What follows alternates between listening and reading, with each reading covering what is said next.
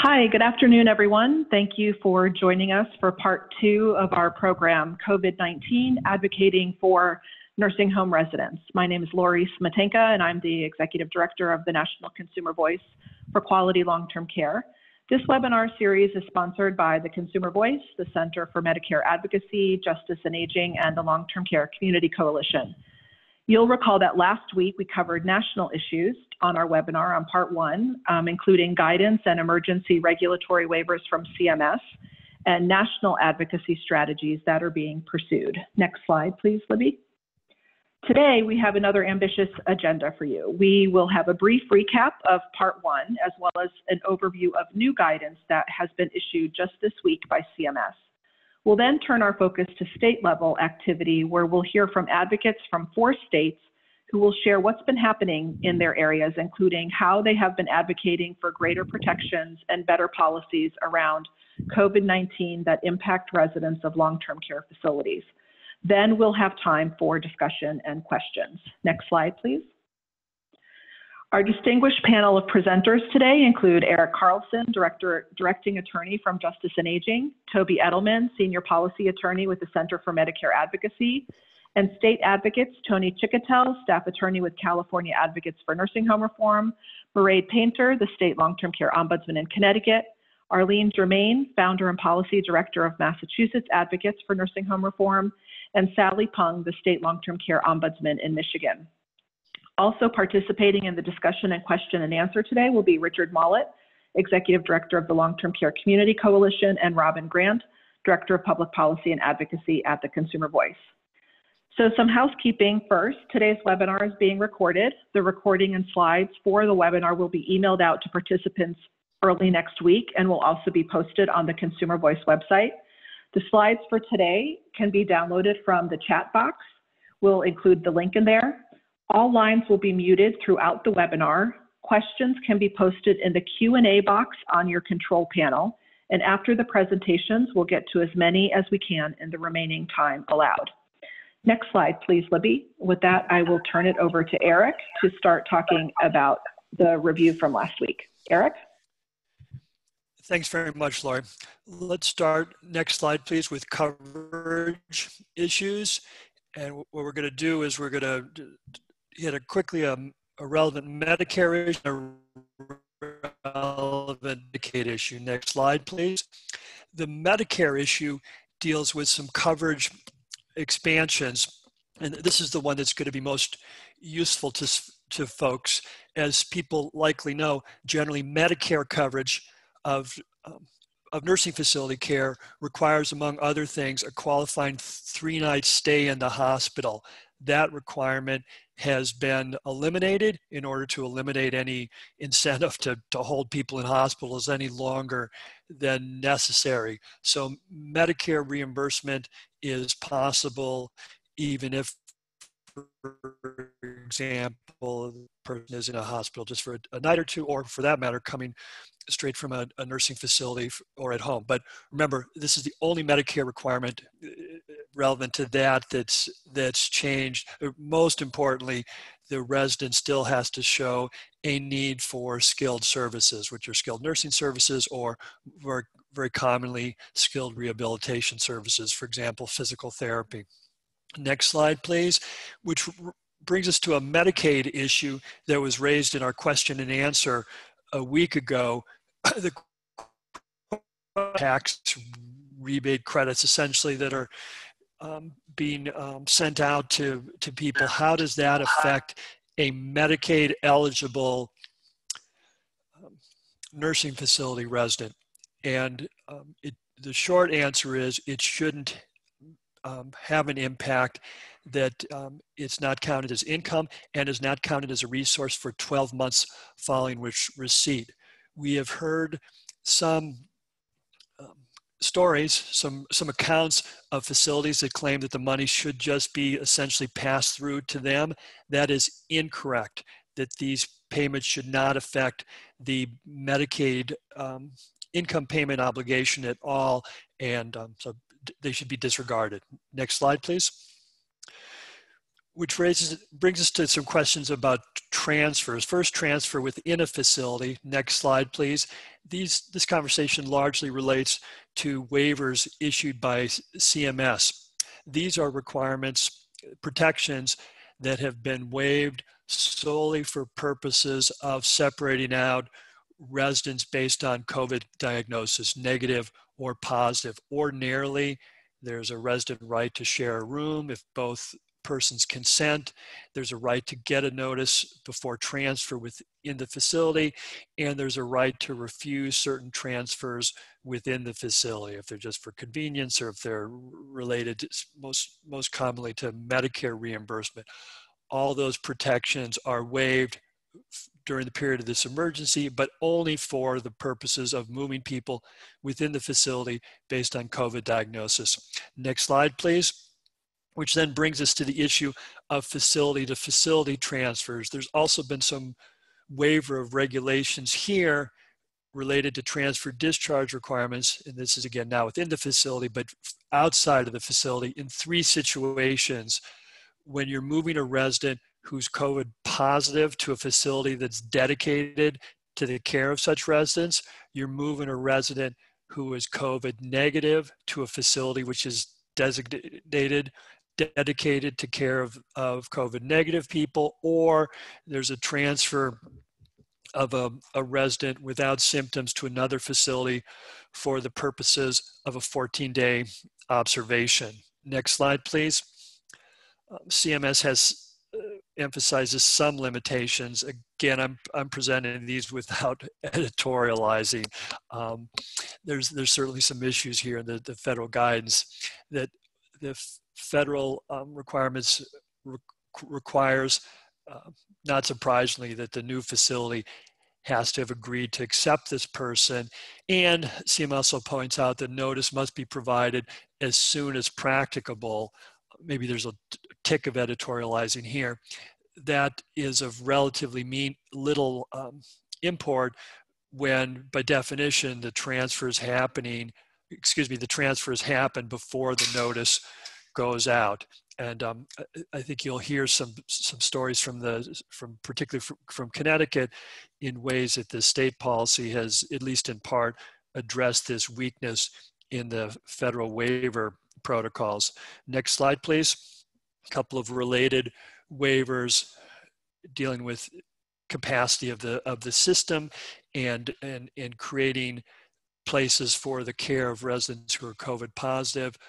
There are waivers that are in place in order to make it easier to establish essentially a new facility where there hadn't been a facility before, and also within a facility to approve rooms for residents, bedrooms essentially, when those rooms hadn't been used for those purposes before. They were activity rooms, for example, or meeting rooms of other sort. Next slide, please.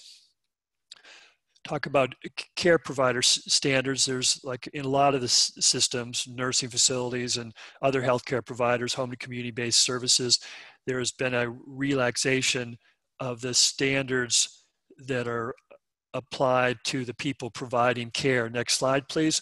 Most prominently in the nursing facility setting, the nurse aid training. They are waived, as most folks on the call probably know. Ordinarily, a nurse aide must complete 75 hours of training and pass some skills-based competency tests in order to work beyond the first 4 months, and during those first 4 months has to be enrolled in a training program. The only requirement now is competency. So the specifics of the 75 hours and the 4 months aren't going to be applied to nursing facilities and nurse aides. Next slide. Also, there's some waivers of requirements which allow more services to be provided via telehealth, most prominently physician visits, and also relevant to physicians. There is a greater ability for the physician to delegate a task to a physician assistant or a nurse practitioner. Under delegation rules, these are still under the physician's supervision, even though the actual services are being provided by this other healthcare practitioner. And then finally, next slide, please. We'll close with the issue that's I'll close, so there's a lot more still to come, but I'll close with the issue that's probably gotten the most attention: social distancing in nursing facilities. Next slide.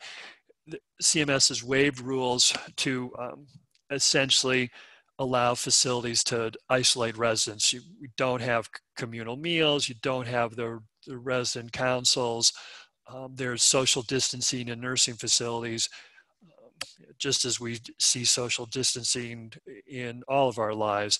And then next slide, of course, as folks I'm sure are well aware, there's been a dramatic limitation in the right of a resident to accept visitors. There is not visitation except for compassionate situations, which include but are not limited to end-of-life visitation.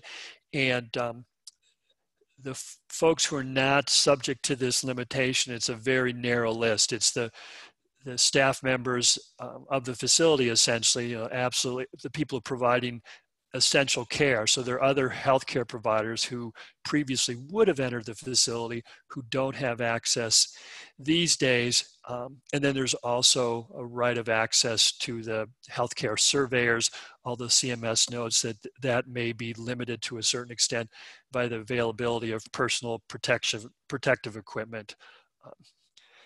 As some of our other speakers will probably mention, the fact that there is almost no in-person visitation should not mean that there's no contact whatsoever.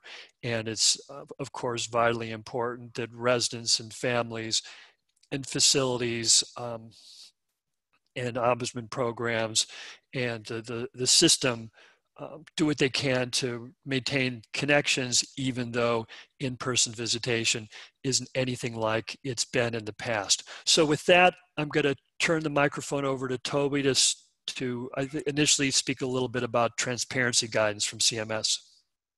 Okay, thank you, Eric. Thanks very much. I know one of the issues that all of us are concerned about is knowing which nursing homes have residents and staff with suspected or confirmed COVID-19.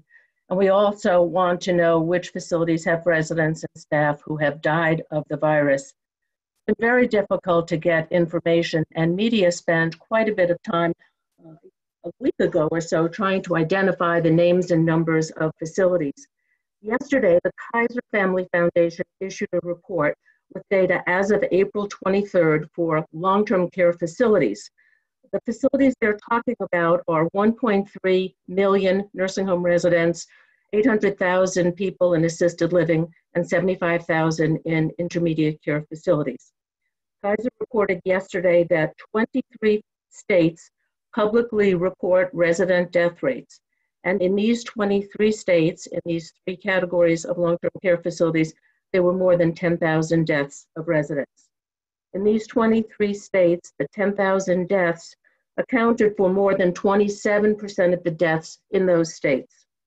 Kaiser also reported that there are more than 50,000 reported cases in 29 states, and in 6 states, more than half of the deaths in the state are long-term care residents. These states are Delaware, Massachusetts, Oregon, Pennsylvania, Colorado, and Utah. So we're only getting information from 23 states. Obviously, this is totally undercounting the number of cases and deaths in facilities across the country. Kaiser also reported that there's tremendous variation in states, which type of facilities they're talking about, if they're reporting at the facility level or the county level, whether they're reporting information about staff cases and deaths, and how often they update the data. So this is at kff.org. The report is the first thing that pops up when you go to that website, Kaiser Family Foundation, and there's state-specific information. So I encourage people to go to that site. Next slide, please.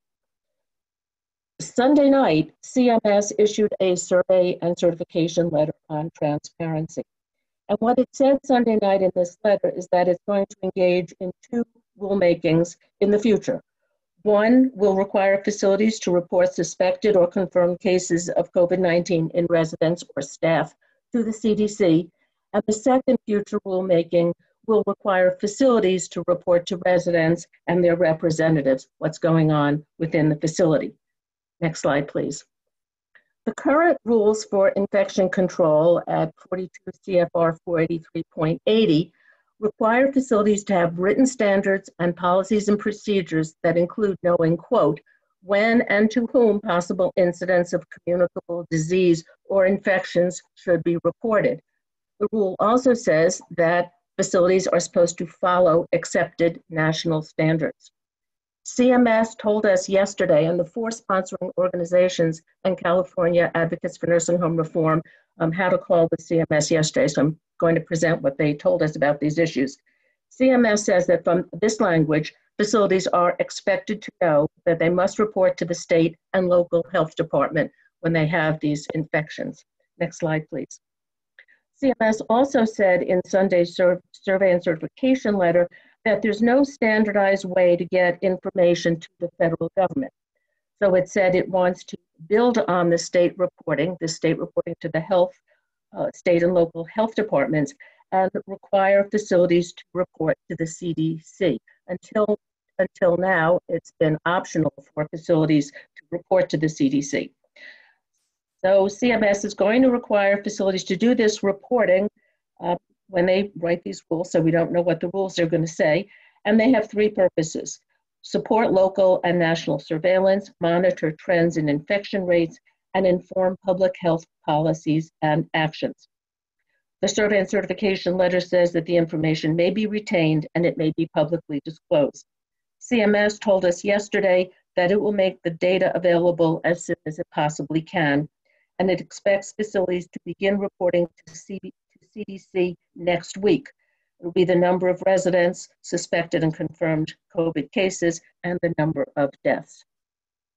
Next slide, please. I think it's important for CDC to have this information, but what I feel really strongly about is that we need CMS to explicitly require facilities to report information about the virus, not only to the state health departments, state survey agencies, but on a daily or other very, very frequent basis. Require facilities to report. And then I think CMS also needs to require states to not only collect the information, but make that information public on a daily or other frequent basis. We want statewide information, but also facility-specific information. And probably most important is that the states need to use this information to monitor facilities, both remotely and on-site, and to target additional COVID tests, personal protective equipment, and additional staff as needed to the facilities that are in the greatest need, that have residents and staff who are infected and need help.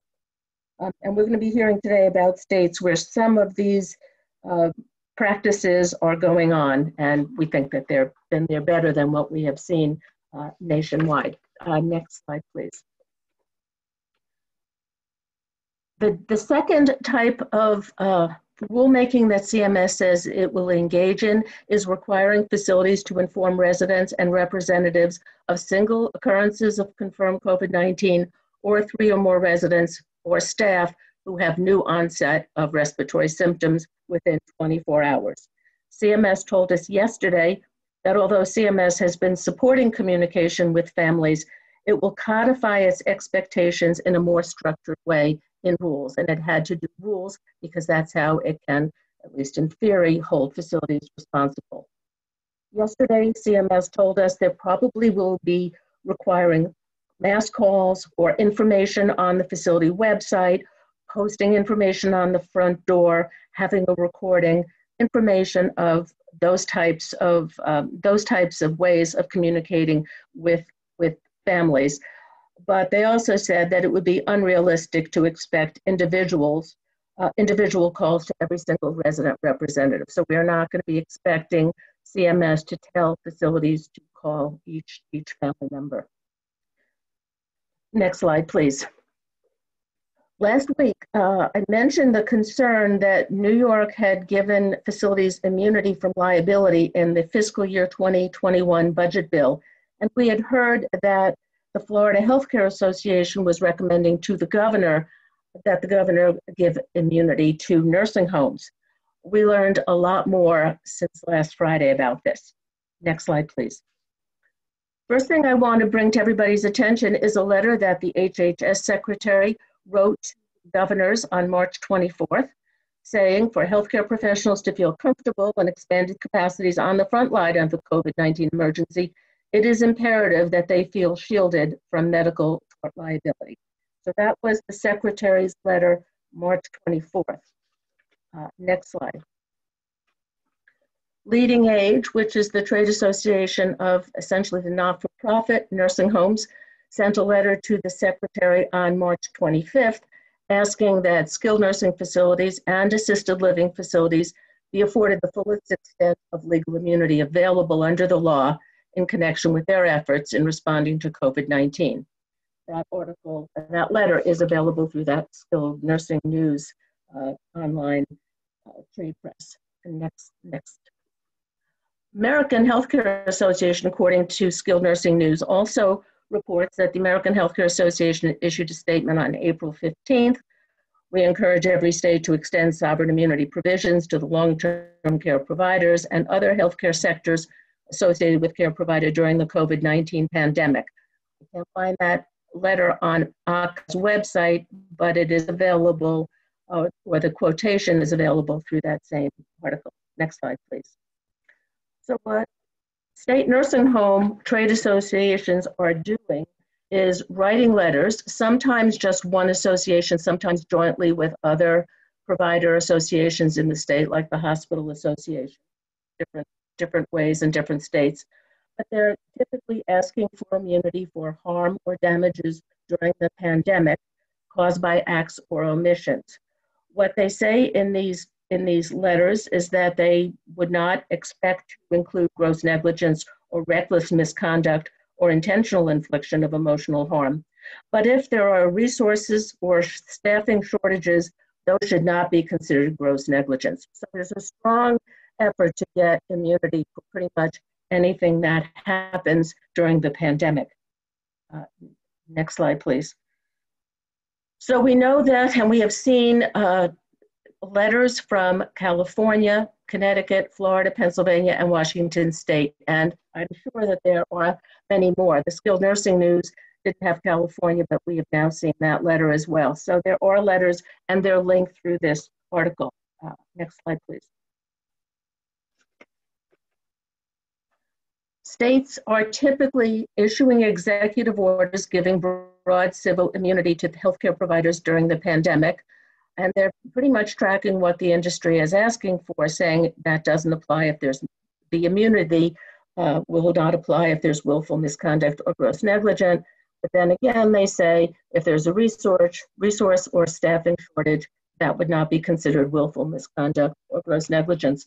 So I just want to read from one executive order. This is Illinois, issued on April 1st. It says the healthcare facilities, quote, shall be immune from civil liability for any injury or death alleged to have been caused by an act or omission by the healthcare facility, which injury or death occurred at a time when the facility was engaged in the course of rendering assistance to the state by providing healthcare services in response to the COVID-19 outbreak, unless it is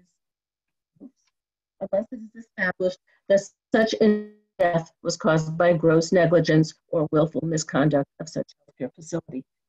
Next slide, please. So far, we know that executive orders have been issued in Georgia, Illinois, Michigan, New Jersey, and New York. New York is the budget bill. But again, I think there are probably many, many more states. Next slide, please. Here's the article where we first learned about this, Maggie Flynn's article in Skilled Nursing News on April 19th. But we will be publishing this information about these issues also. So please tell me, if you have any information about your state, either the trade association asking for this kind of immunity, or if the governor has issued an executive order, or if there's state legislation, we really would like to hear about that. Next slide, please. This is where I am. This is how you can reach me. Next slide, please. And this is information that you can get from the center, the CMA alerts, where we write about updating information, whatever is most current. Those are free. Please feel free to sign up. So now we want to start hearing from the states because there's some more positive news out there.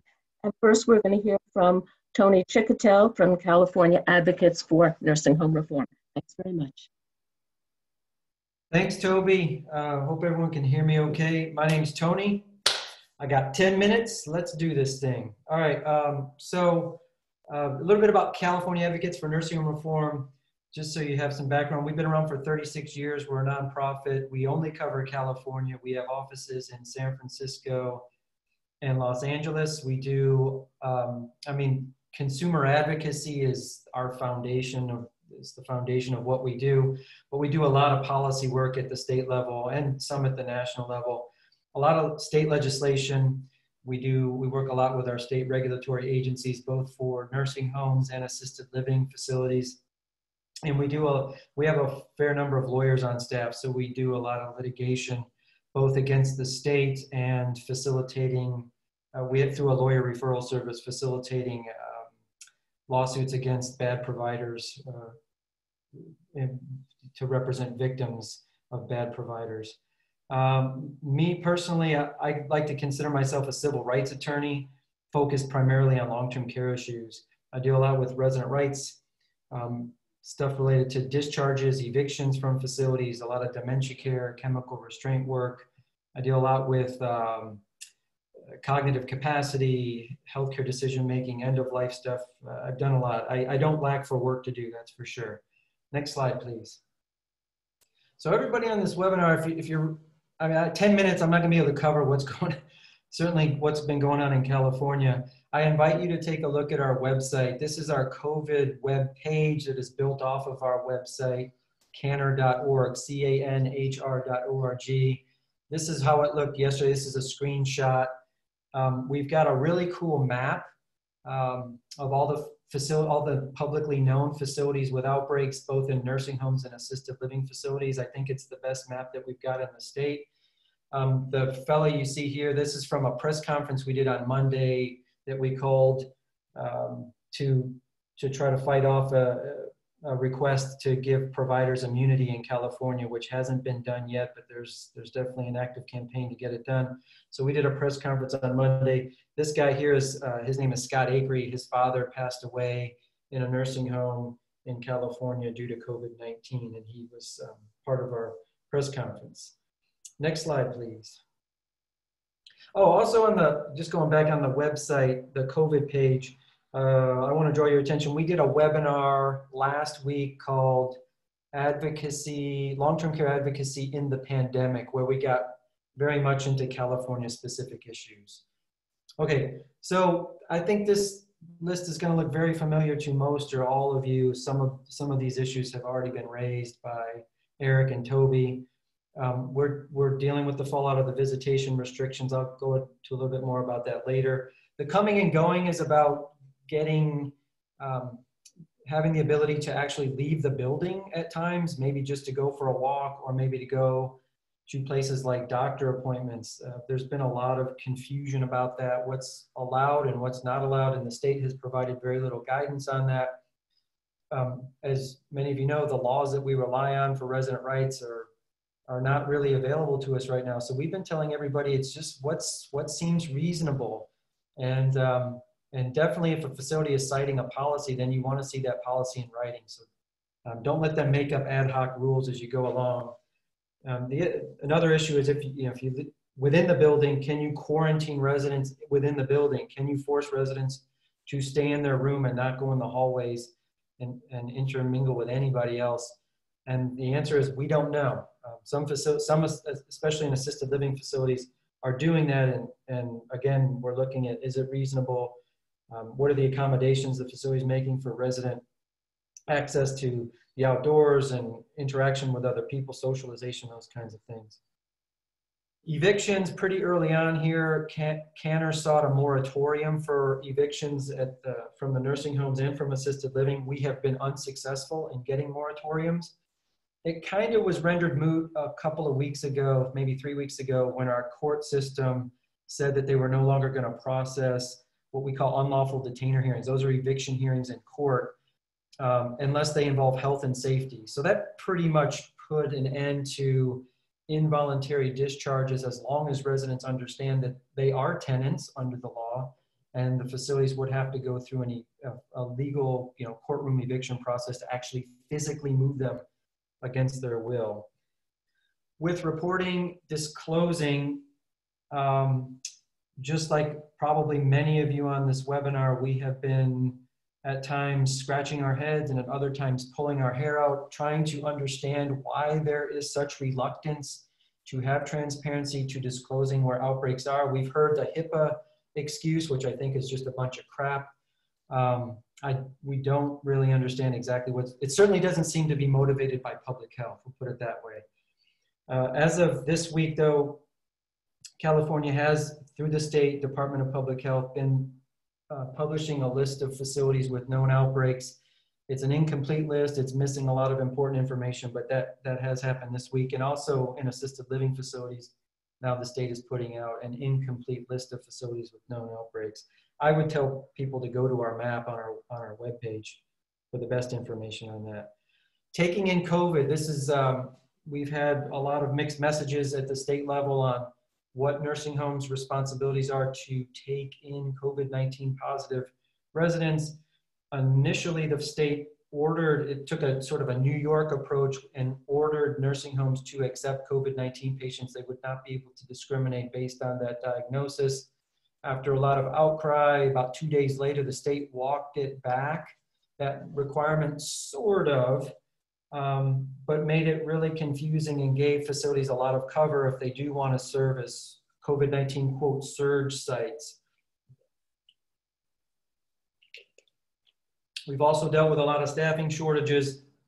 A couple weeks ago, there was a national story about a facility in Riverside, California, or near Riverside, California, called Magnolia Rehab, where the entire staff failed to show up, except for one CNA 2 days in a row.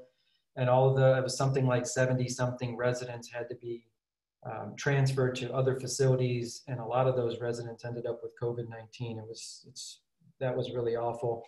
The state, pretty early on in this crisis, waived our minimum staffing requirements. California, like a handful of other states, has a mathematical number of staff that need to be available for each resident each day, and that was waived early on. So staffing has been a significant problem. And as I mentioned, there is now a campaign to immunize healthcare providers, and they've asked for a very, very broad immunity from any civil, criminal, and administrative penalties for anything other than intentional misconduct, which seems pretty extreme. There was a letter from our healthcare providers on April 9th that went to the governor, and we are trying to obviously oppose that. So what's the message in California? Unfortunately, there's nothing innovative here. I can't really point out to a best practice. Hopefully some of the other folks after me will have some idea of some best practices to point out. I would say that we've been sort of successful-ish on getting the state to backtrack on the requirement to take COVID-19 patients. The list of facilities that have known outbreaks is now available. That's a semi-success story. I want to briefly mention strike teams. That concept has come to California. It essentially means two things. There's two kinds of strike teams in California. One is called a medical assistance team, and that's where the state is providing sort of a temporary staff of CNAs, frontline workers, to go into a building and support the staff who remain in the building. That seems like a pretty good idea to have, although I don't think it's being utilized very much. And then there's a second, more robust, quote, strike team. I don't know if that's a real good designation for it, where it's more consultants going in and making calls to buildings and making sure that they know about good infection control processes. We've been told that there's about 1,200 nursing homes in California. 262 of them have been visited by this advisory strike team. Okay, next slide, please. So why are nursing homes and assisted living facilities been the epicenter of COVID-19? This is where I get on my soapbox a little bit. as many of you know, there are massive structural flaws in our long-term care service delivery. You'll see this 1.6 to 3.8 million infections per year in long-term care facilities, leading to 388,000 deaths per year. So even if 100,000 long-term care residents die from COVID-19, let's say in March, April, and May, that would be an average 3-month period in this country. That is staggering. So the poor infection control is sort of the norm in long-term care facilities. You'll see there's been lots of deficiencies issued nationally, telling nursing homes that they got to do better, but not really forcing them to do better. We've got chronic understaffing. We've got a seemingly endless array of bad operators who get into nursing homes and slash the staff and do all sorts of negative things for residents. What we have is a tolerance for poor quality that's been fueled by really poor compliance, built on a lack of meaningful enforcement from our enforcement agencies. In my notes, I say the incentives are all messed up. It's all about cutting your costs, and the way you cut your costs is to cut your labor. And when you cut your labor, everybody's shorthanded and they're cutting corners, and that's when you don't have time to wash your hands, to put PPE on before you go into the resident's room. Next slide, please. So in California, there's been a significant exposure of our priorities. Long-term care residents are second-class citizens in California, and I suspect they are elsewhere. And really, long-term care facilities are second-class facilities. We've learned that hospitals can throw their weight around and push nursing homes aside. We had the state issued a triage guide this week about rationing care. It was poorly timed and it was poorly done, and basically said that nursing home residents, you're gonna be the first sacrificed when it comes to rationing care. We've been told that nursing home residents, their concerns are gonna be pushed aside as we deal with hospital crowding. A good example here on the support person, our state issued a facility letter that said that pediatric patients had special considerations and should be given a support person to visit them every day as long as they comply with the policies related to infection control. But what about nursing home residents, particularly those with dementia? I thought this was very offensively ageist.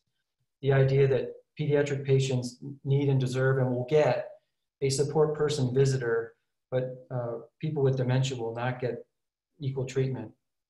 So I think it's time to rethink this whole model of nursing home care. I'm telling you, I've spent about 20 years working in long-term care. I don't have any plan to spend the next 20 years and end up with, at best, a marginally better system, or at worst, a marginally worse system, despite all of our work. I think it's time to rethink the whole way that we deliver care. Institutional care just is not a good model. It is very dehumanizing. It fosters a lot of invasions of personal rights. It's not conducive to personalized care. There's been all this discussion about person-centered care. I'm not sure that it can really be done in an institutional setting. And as it relates to infection control, just get out of here. It's just, there's no, it can't really be done. Okay, next slide, please. So just some things that we've done at Canner to try to keep this from being a complete tragedy.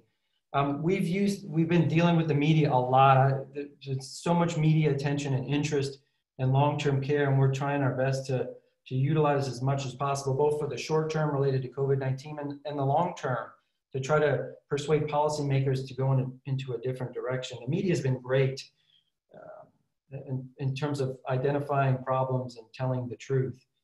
So here's one. This is a screenshot of the CMS QCOR website, QCOR, and I ran it for F-tags 880, 881, and 883. You can generate these reports off the CMS website.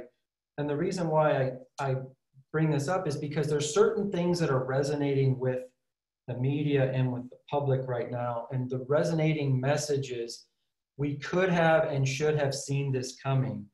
There was a ton of pre-COVID complacency and tolerance for bad care that got us here. Now, you know, people are dying not because CNAs didn't wash their hands so much, but it's because we never made the practice of washing your hands habitual in nursing homes. So when you know, go into websites like QCOR and showing this significant past non-compliance, I think really resonates and says, boy, we have a lot of blame to throw around here. We've done a lot. If you go to our website, you'll see what we've done. A ton of public alerts and statements, and you know, telling people to write to the governor's office and our Department of Public Health. We've partnered up with other agencies, similarly minded agencies. We've done press conferences. It's all hands on deck. These are lives on the line, literally. I mean, all the work that we've done and we do, everybody on this webinar, it's so important, but it's never been more important than it is right now. So, you know, I don't think I have to tell you, put all of your resources into promoting good state policies and try to save as many lives as you can. That's all I really have right now. Thanks. Oh, I guess I should probably introduce the next speaker. I think it's Mari Painter. Hi, how are you? Mairead Painter. I'm the State Long-Term Care Ombudsman in Connecticut. I want to thank everybody for their attention to this and our national partners for making this a priority and raising up the residents' voices. If you could go to the next slide. So I did a timeline of what's been happening here. I don't know if they're able to send out the PowerPoint, everything underlined. If you click on it, it'll bring you exactly to that order. So we started with the restriction of visitors in early March. I was able to send out a letter to all nursing home residents, family members, and responsible parties about those visitor restrictions and what to expect. We use the Nursing Home Association's Department of Public Health blastbacks, AARP, and our mutual aid in order to get that out to every home. We then had follow-up orders implementing longer restrictions, more people that were restricted. Initially, it was just, we were still going in as well as volunteers, and then that was further restricted. We sent another letter about positive cases. Anytime a nursing home that we found out had a positive case, we sent a letter through the same individuals again out to the residents and family members about what to expect. Next slide, please. On March 27th, I started doing Facebook Live every other day. We've had about 12 so far. I think today will be the 13th. I now do them on Monday, Wednesdays, and Fridays from our State Long-Term Care Ombudsman Facebook page. I checked the last one. There were about 1,500 people that it reached. People go on live and ask questions. I've been extremely fortunate to have the Bureau Chief from the Department of Public Health, Barbara Cass, and our Medicaid Director, Kate McAvoy, join me both together and at different times to take questions live from family members and residents about what's going on in their homes, and we have found that to be incredibly helpful. We continue to see orders modified. One of the concerns that I had was the modification when there were going to be transfers. We did initially hear that there were going to be COVID positive nursing homes. And initially we thought individuals in many homes were going to be transitioned out. We did look at some other states, and fortunately we have some state epidemiologists here who sort of asked to pause. In that pause, they wanted to take a moment to really look at what that looked like. And so it did not move as quickly as I think it might have in other places. And I was very thankful for that.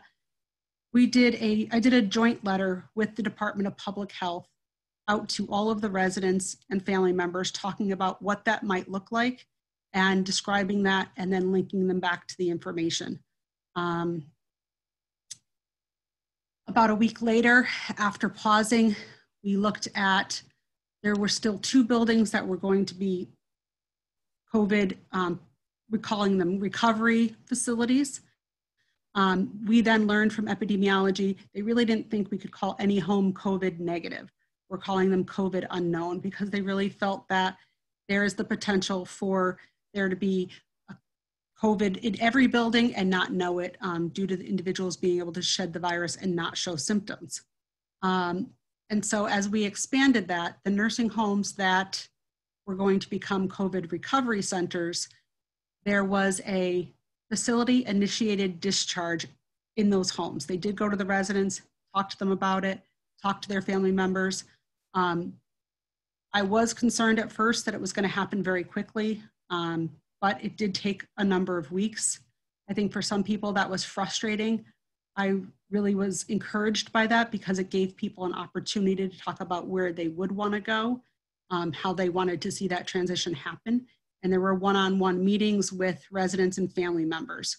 For the last handful of people that there were more concerns, the bureau chief from the Department of Public Health, as well as myself, talked with them to find out exactly what their concerns were, how we could potentially address them. I was happy that one of the homes that has fully had everyone discharged only had 3 people in the home that had involuntary discharges, and they will be getting particular attention in following them. We are getting spreadsheets on where everyone went, following them at those homes with phone calls to them and their family members, and then anyone that comes in from a hospital, they will have come from a nursing home to the hospital, and then we will help ensure that everyone gets back to their home of origin. Next slide, please.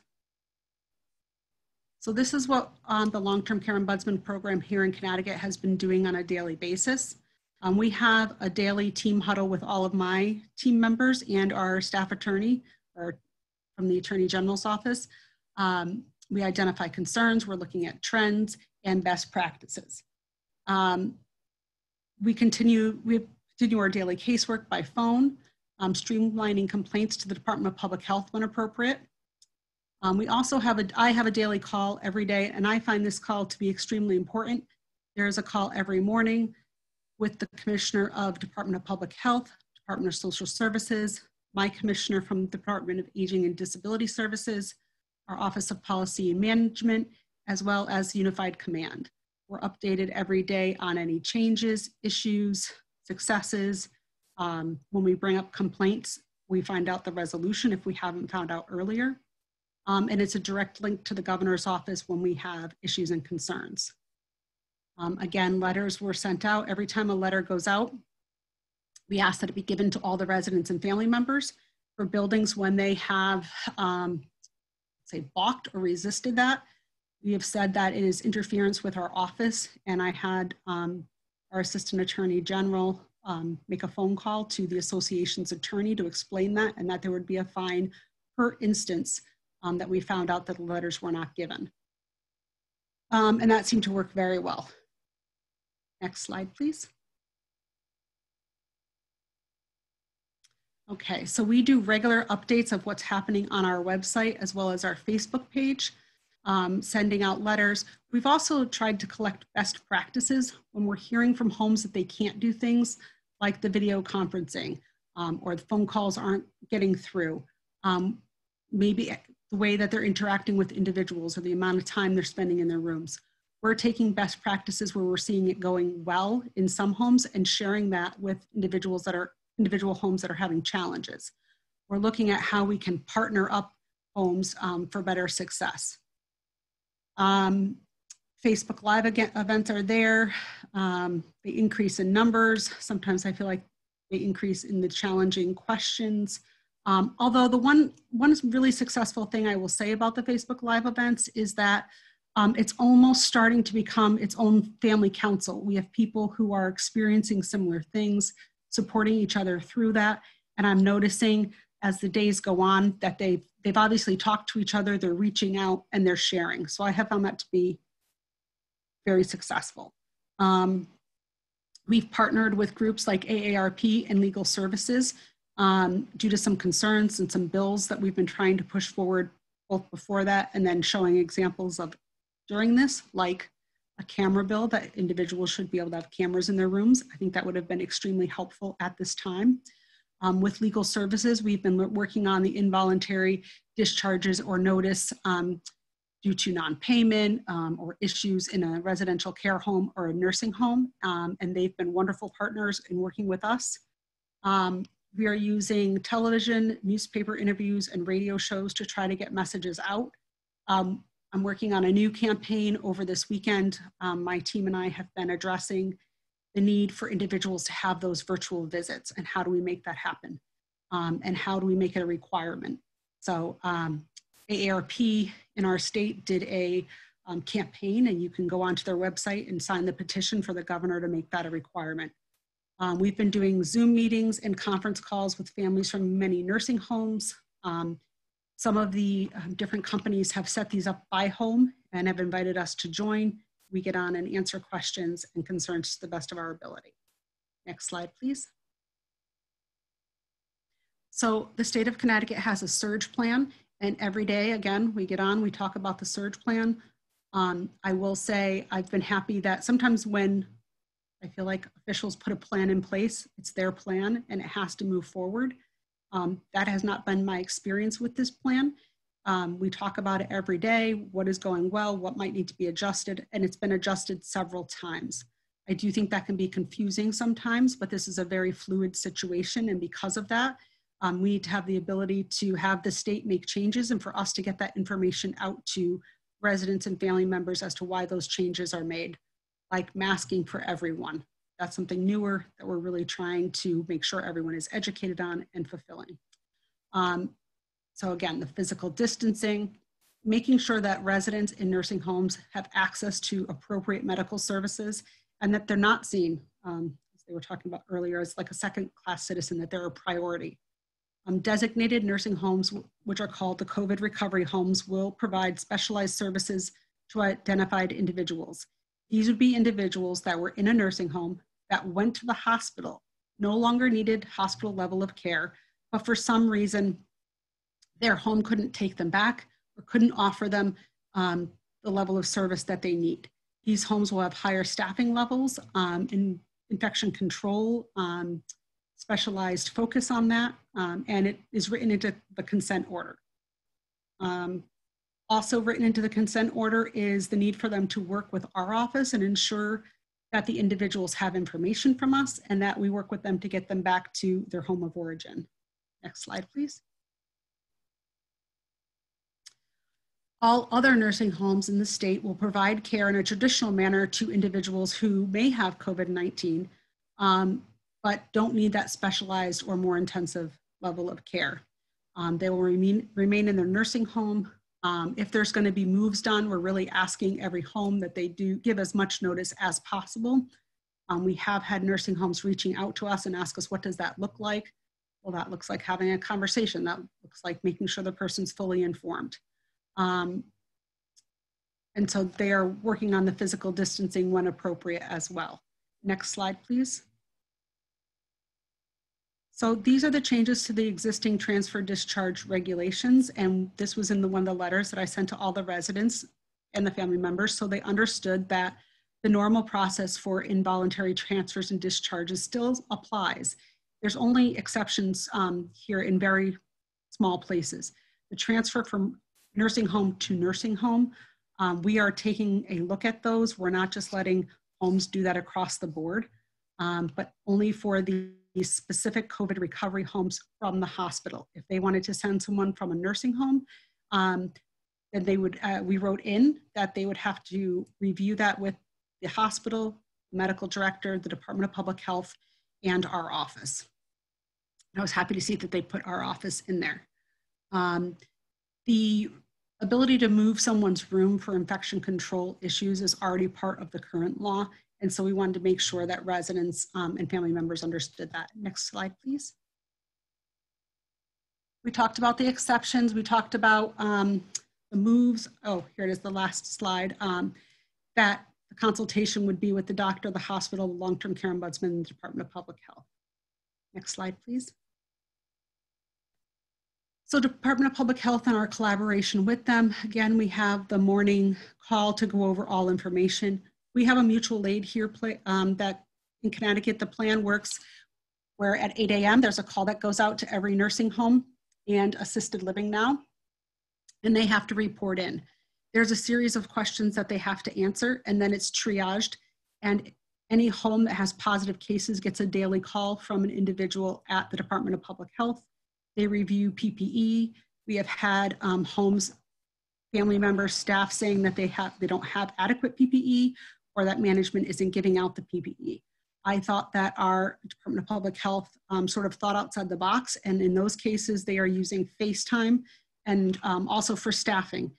They're asking for the staffing sheet to be sent over ahead of time, and then they're using FaceTime to have the supervisor walk around the building and verify if the staff is there, to give their name, check them off on the sheet, who they are and what unit they're working on. The state is working to help supplement PPE when needed. There's various locations around the state, and I'm told that usually within an hour they can be at any building to try to help support that building with the needed PPE.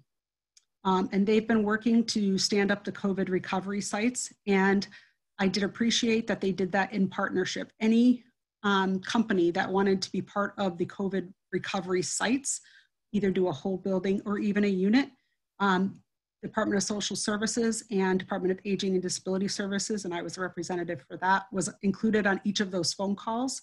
If there was an owner or a group that there was a concern with, we voiced it at that time and discussed why we didn't think it was appropriate that they take on that level of care and individuals with those care concerns. And again, there's a consent order that talks about the required staffing, PPE, care services, and partnership with our program, or working with our program from those homes. Next slide, please. So DPH here has a care response. They have on-site infection control monitoring that's happening. And again, you should be able to click on these links if you get this. They have a virtual huddle for infectious disease at the nursing homes. So DPH can virtually connect with the nursing home and look at how staff are donning and doffing. They have an epidemiologist and infection control specialist that can work with homes to go over that. They have virtual facility monitoring of electronic records as well, and record review desk audits. We did know that as we were sending in complaints, they might need a little bit more than that. The infectious disease monitoring, DPH has partnered with the Yale School of Public Health, and they are doing our contact tracing in the nursing homes. And we have found the schools and using some resources outside of the state to also be extremely helpful. We are working to get more staff, right? That's something everybody needs. So the state put in place a PCA CNA training program. Our licensure unit is partnered with the Department of Social Services training unit, and they are working to do this sort of expedited training. We also have a strike plan for more extreme cases where there's staffing shortages that they can go in. Next slide, please. Back on that, some more recent changes are that our Department of Public Health licensing unit has all been fit tested for the N95 masks. They have full PPE, and so they are now going in. Every nursing home and assisted living in Connecticut will have public health officials going in on site and doing visits regarding infection control. And then they're also looking at some of the if there's very specific things, concerns that we're sending over. They're working on that as well. The Department of Social Services. So the Department of Social Services has been working with long-term care facilities and staff. The governor, he has released information about increases in reimbursement. So there's a 15% across the board increase to help meet those expenditures. There's also a $600 a day reimbursement. However, with that $600 a day, there was a lot of back and forth about how much it would cost exactly. And so at the end of this, homes are aware, I believe that not for the across the board payment, but for ones who are getting specific COVID payments for helping individuals and taking them on, that there'll be a truing up after that time. And the Department of Public Health, Department of Social Services has really been dedicated to making sure that employees are paid an appropriate wage to get in there to take care of the individuals that are are our most vulnerable in our society, and we need to make sure are being taken care of. And that includes the housekeepers, individuals who are also putting themselves on the line.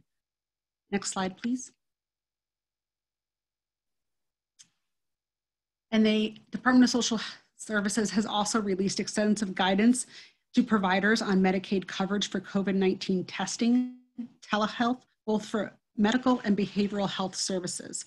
And that flexibility, that was really important to us because we know that there's individuals that are going to have additional struggles during this time. And we wanted to make it as easy as possible for them to get the support and services that they need. So these are also two other applicable directions that you can get right to them.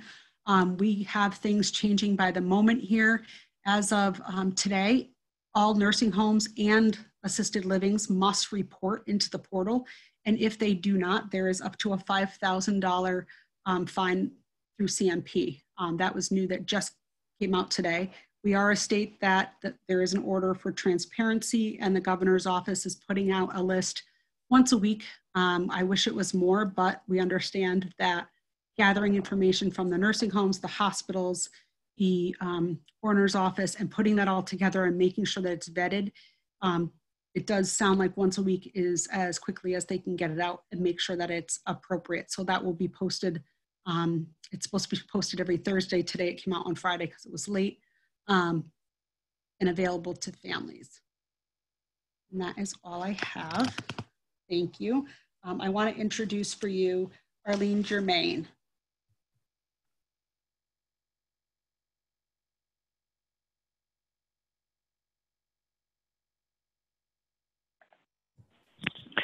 Oh, hello. Arlene, are you there? Yes. There you go. I was unmuted. Thank you. Thank you.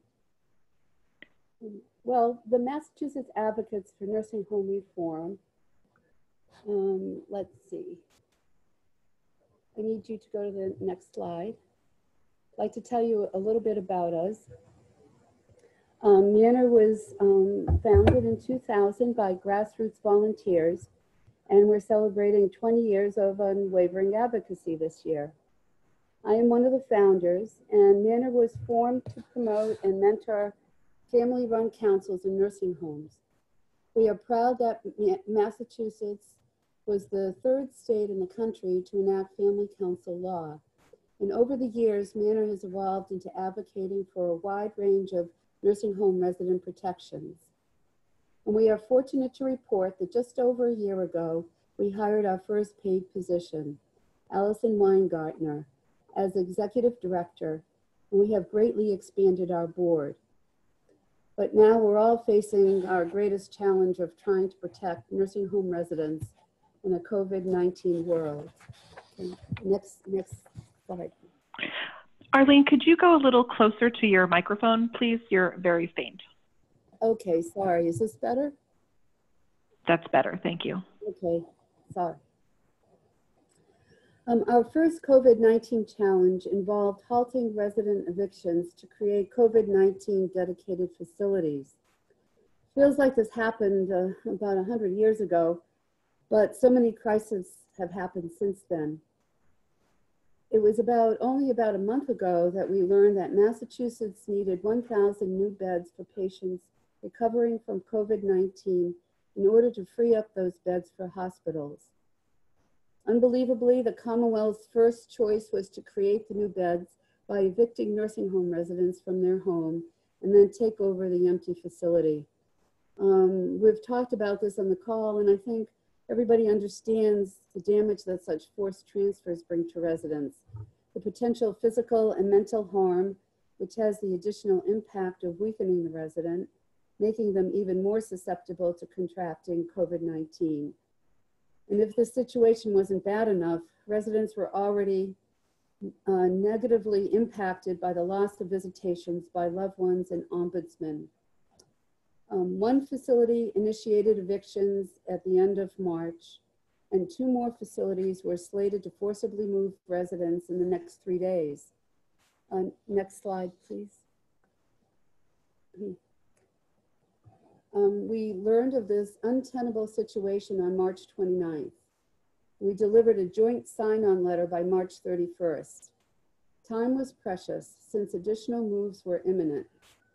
We supported our position with examples and research. Some of our colleagues needed more time to get approval to sign on, so we only had 5 co-signers for this effort. Still valuable, showing wide support. But in this situation, the Secretary of Health and Human Services was responsible for the harmful initiative. So we copied the governor, the other positions mentioned on the slide, as well as the chairs of the Elder Affairs Committee. We contacted the Boston Globe to educate them on the issues, and then the floodgates opened. We were approached by multiple newspapers, radio, and television. But even with all of that, after a week, there was still no movement on shutting down the evictions. So we constructed a letter to the editor, but sent it to the governor first as a normal letter with 16 sign-ons this time. The signers included a wide range of organizations, from multiple disability community organizations to both the Massachusetts and National Academy of Elder Law Attorney organizations. We then submitted the same letter to the Boston Globe for publication, which happened on April 8th. We also distributed it informally with an FYI note to a wide range of legislators and contacts. Then 2 weeks after we initiated this campaign, we were proud to report that the governor agreed to use only closed nursing homes. So we are in the process of posting the letters on our website, including the list of all of the media coverage, and we'll include links in the final webinar material when that goes out. So we're hoping things are safe. We thought so at the end of those 2 weeks, but we've since found out that the original letter that authorized these evictions is still present on the mass.gov website. And one of the facilities that really wanted to be one of these dedicated new facilities, but had to back out because their COVID-19 infections were so high in the nursing home, they had to back out. And we've heard that they still would like to be one. So we're a little bit unsettled about things, and we're keeping an eye on the situation. Next slide, please.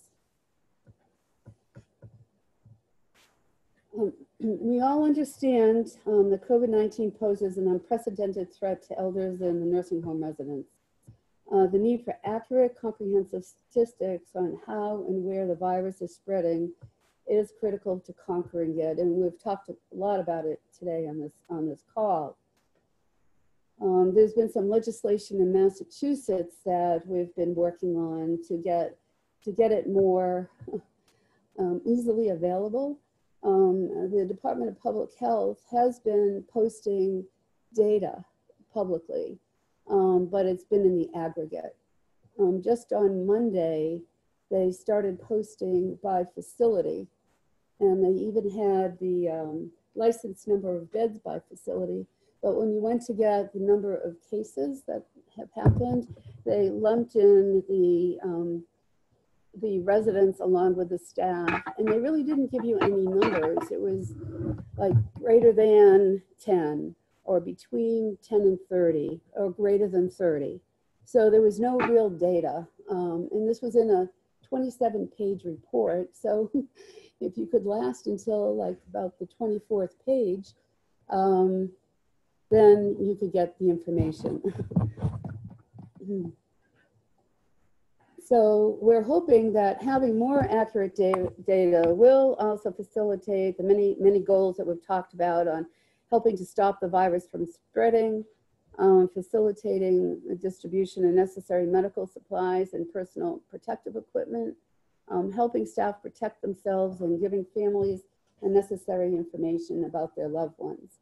Can we have the next slide, please? I'm seeing some notes that you're still having a hard time hearing me. Is that true? You're fainter than some of the other speakers, Arlene, but I think if you try to project a little bit, you'll be okay. Okay, all right, sorry about that.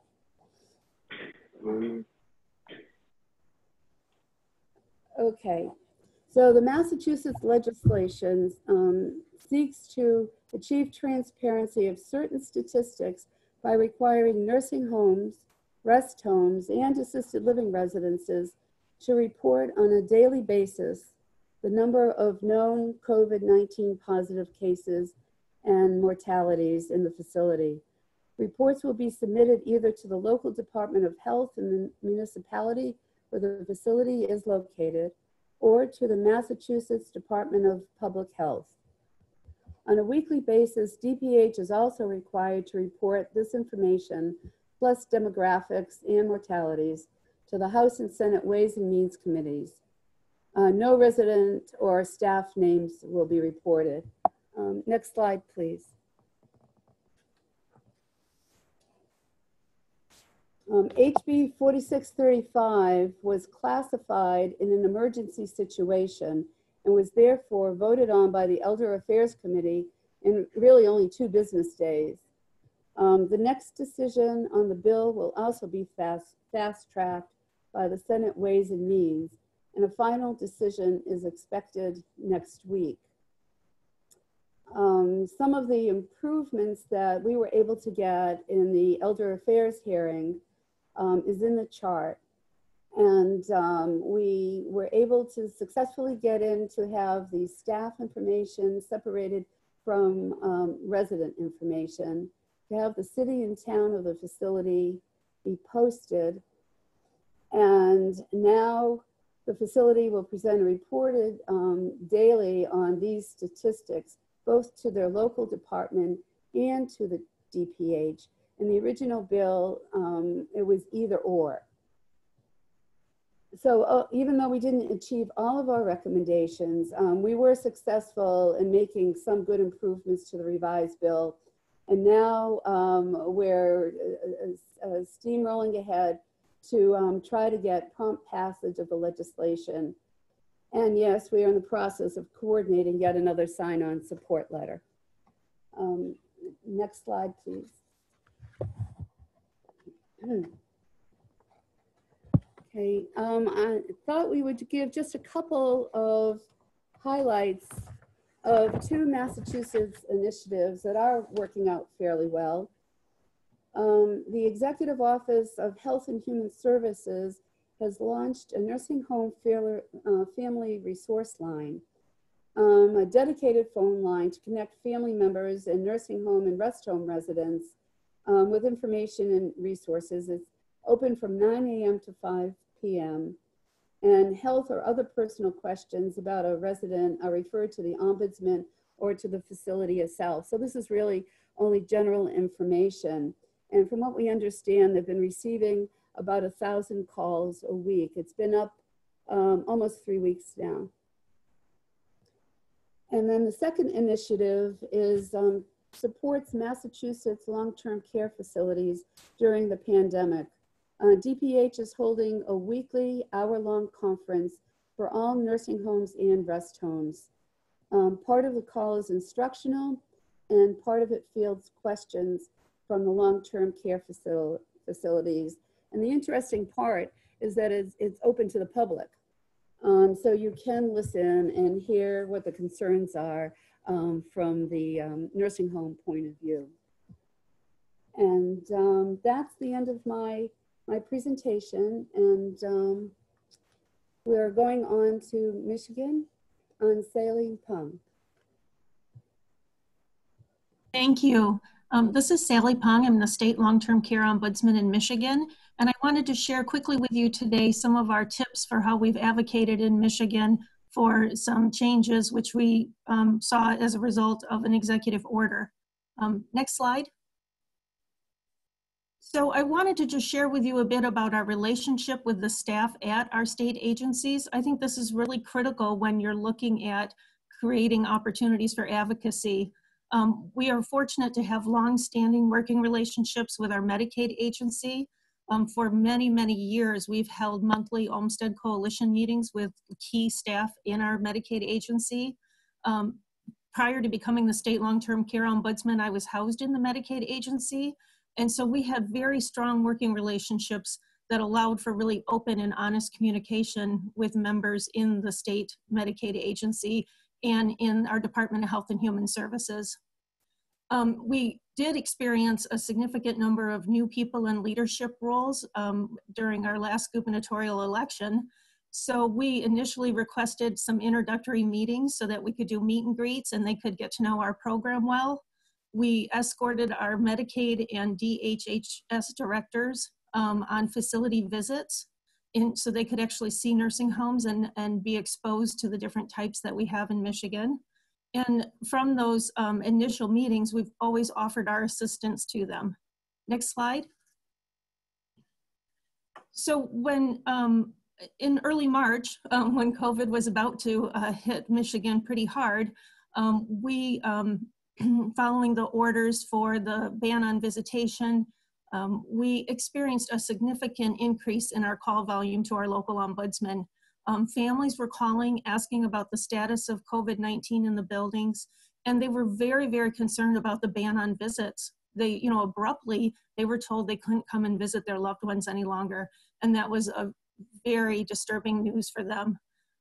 Staff were calling us, staff from facilities, from ancillary service companies, calling and sharing concerns for resident safety and the working conditions in the homes because there wasn't much PPE available.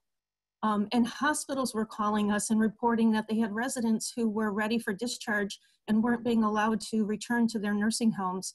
They were kind of stuck in limbo. So we decided as a program to start scheduling weekly calls with our local ombudsman so we could get updates out to our ombudsman and we could hear from them.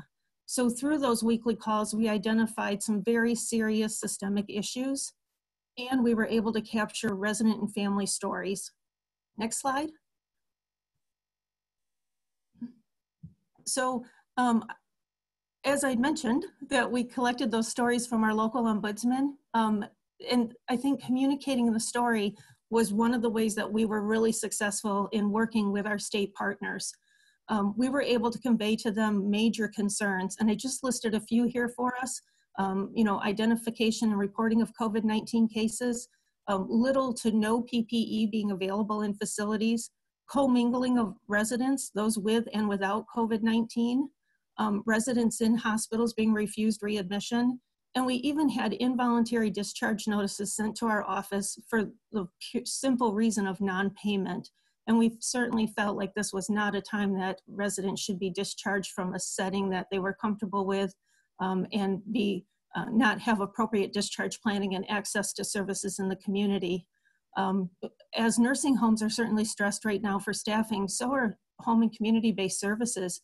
It's very difficult right now to transition in Michigan and be able to receive services in the community if you didn't have those already established. So we reached out to our state contacts to discuss these issues. We emailed, we did phone calls with them. We've sent some emergency texts over the weekend. We luckily have the phone number of the Medicaid director, so we were able to make those kind of contacts and communicate quickly. We were sharing reports of the residents that were being negatively impacted by this. I just can't emphasize enough how telling your story is a key to successful advocacy. That's what really drove our state agencies, I think, to take a very quick and swift look at the issues that were presented to them, because we were able to show how it was impacting real live people who they're responsible for protecting. Next slide. And I apologize, I'm going quickly to get through this today. So we felt it was really important that we come to the table with recommendations. Typically, the Ombudsman program doesn't always focus on the solutions. We like to, of course, identify the issues and try to mediate concerns where we can, but we felt that this was one time where we also should step up and be able to provide strong recommendations and be part of that team to bring resolution if we could. So we wrote many recommendation letters. These followed hour-long phone calls with many different resources across the country. Some of our presenters today on the phone were on phone calls with us, asking, how can we address these concerns? What are the real issues here? And brainstorming to try to come up with solutions. So when we wrote our recommendation letters, and again, I think we've written at least 3, and we have a 4th one planning to go to the department later this week.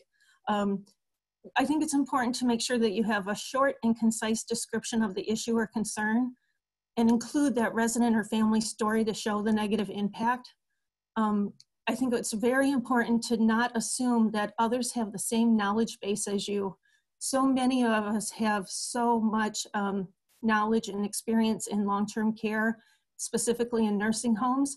And individuals that you might be working with at the state level may have a higher level view and not know the critical details like what you do. So I think it's so important to not make assumptions about knowledge base and share all of those important details. Provide data if it's available.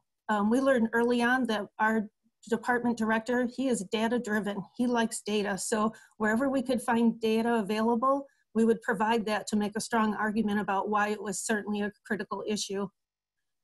Propose how to address the issue with detailed steps for consideration, including out-of-the-box approaches. This is the time to be creative and be out of the box and not be stymied by regulations or the way that it's always been done.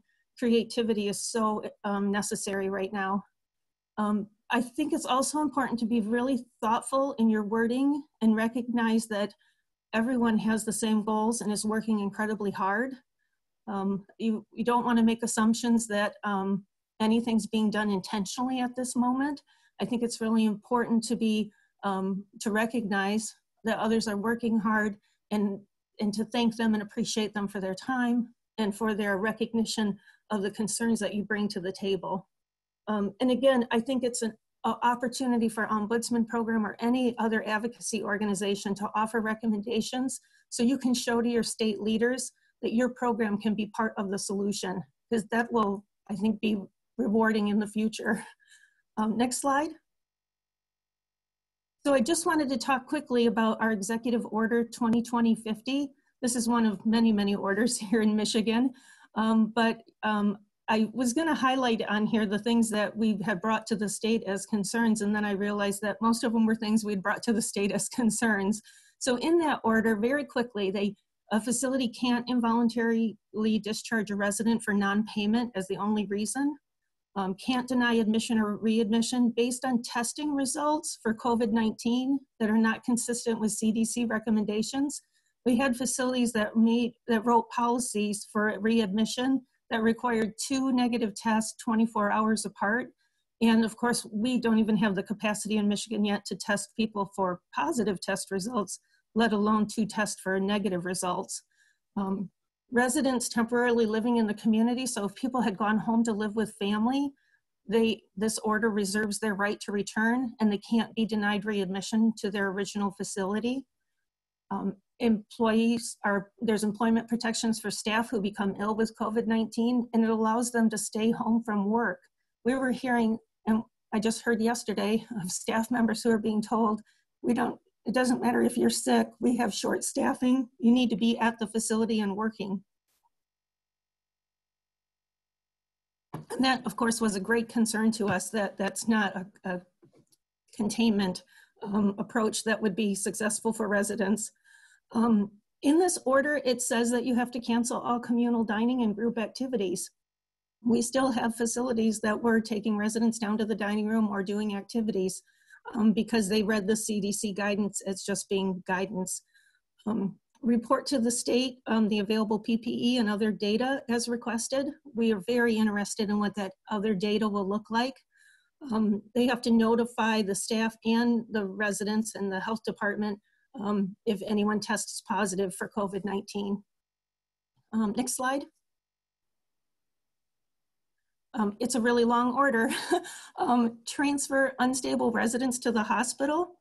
And we did have a little concern about this in case a person does not want to receive heroic efforts to try to save their life, and if they prefer comfort care. So in our next letter to the department with recommendations, we're going to ask for some clarification around that issue.